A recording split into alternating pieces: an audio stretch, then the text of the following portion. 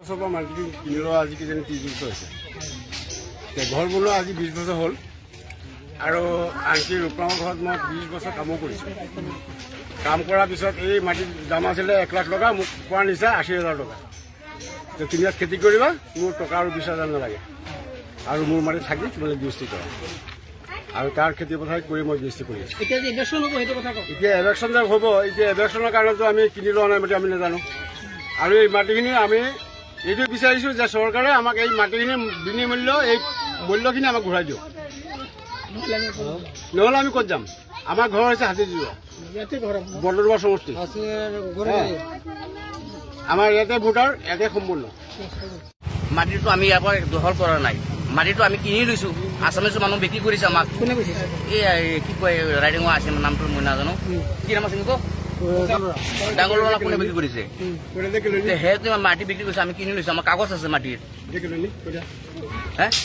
আমিতো বাংলাদেশৰ পৰা অহা নাই, আমি ইয়াৰ মানুহ।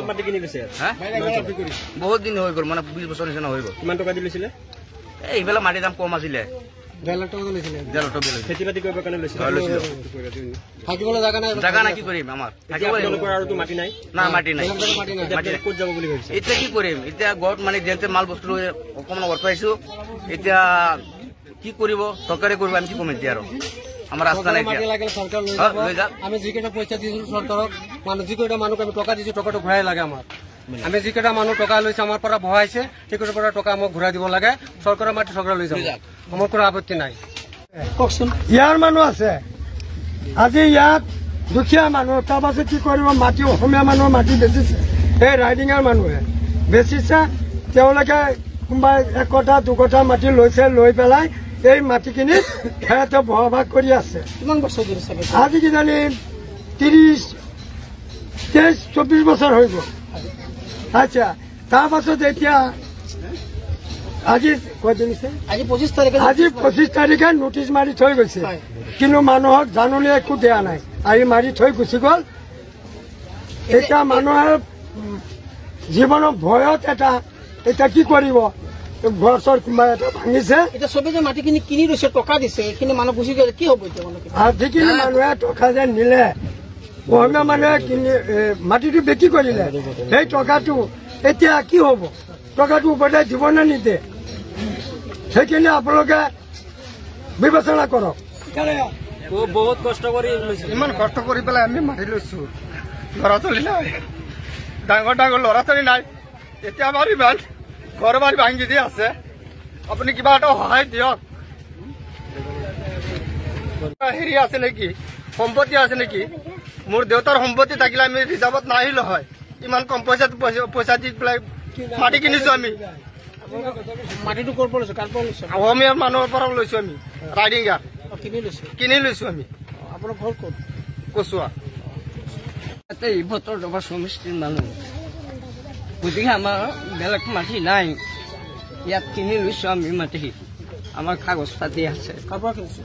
ইন্দ্ৰেশ্বৰ দাস, ৰূপৰাম দাস। ৰাইডিঙৰ মানুহ। তেতিয়া গাঁওবুঢ়া কোন আছিলে?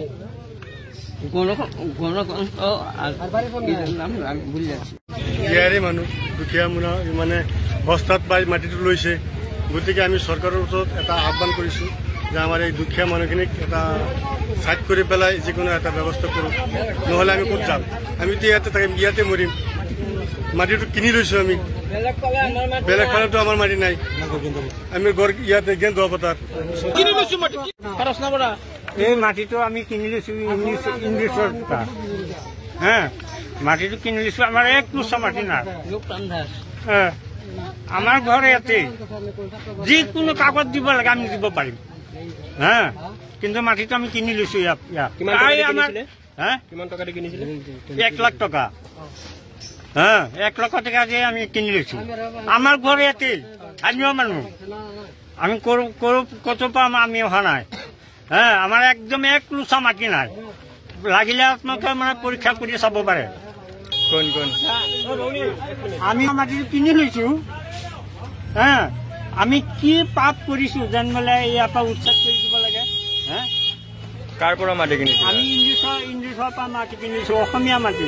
আৰু আমাৰ স্থানীয় ঘৰ ইয়াতে। ইয়াতে আমাৰ ঘৰ। আমি কি পাপ কৰিছোঁ যেন আমাক উচ্ছেদ কৰিব লাগে, উচ্ছেদ কৰি ইয়াৰ পৰা খেতি দিব লাগে।